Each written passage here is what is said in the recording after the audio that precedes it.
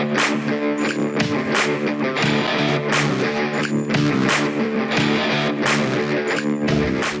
here I am, moving up the company ladder, putting in a recessed can light, and this one's made by Halo.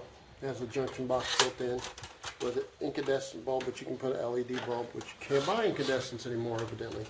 It has nails already preset. I've already marked where I want it, and I'm going to put it up here.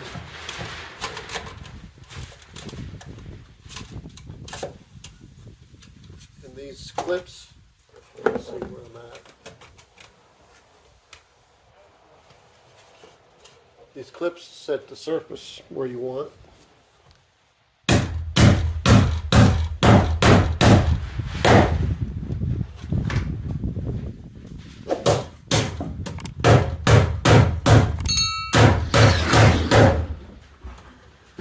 I don't like aluminum nails.